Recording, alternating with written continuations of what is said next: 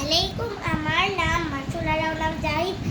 আমি দ্বিতীয় শ্রেণীতে পড়ি তামিল মিলাদ গ্রামের আবৃত্তি করছি কবি আলোর মুদ্রিত মুক্তিয়ারের ঘোড়া কবিতা।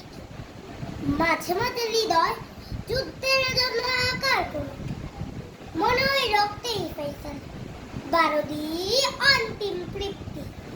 আমি তখন স্বপ্নের ভিতর জিহাদে জিহাদে বলেছে, জেগেই দেখি কৈশোর আমাকে ঘিরে ধরেছে, যেন বালিশে মাথা রাখতে চাই নাই বা এর ফুৎকারে উড়িয়ে দিবেন মশারি। মা স্তনের পাশে দু চোখ কষলে উঠে দাঁড়াবে এখন, বাইরে তার বড় অস্থির, বাতাসে কেশব কাটছে আর সময়ের গতির উপর লাফিয়ে উঠেছে সে। না, সে এখনো শিশু।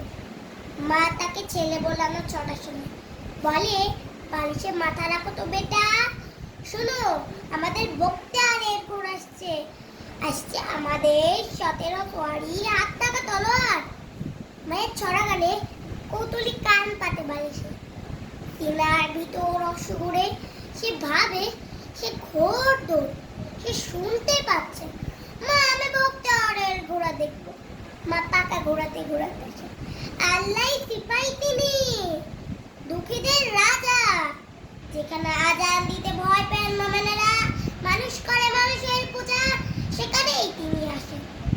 দেখো দেখো জালিম পালাই খিড়কি দিয়ে, দেখো দেখো মার্কেট চায় ঘুমিয়ে পড়ে বালক, তুলোর ভিতর শব্দে নিশা লড়ে। কোথায় সে বালক? আজ আমার হৃদয় যুদ্ধের জন্য যাবা মা, মনে হয় রক্তেরই ফেসলা ভারতী অন্তিম বিচার। আর আমি তখন স্বপ্নের ভিতর জিহাদ জিহাদ বলেছি। আসসালামু আলাইকুম, ধন্যবাদ।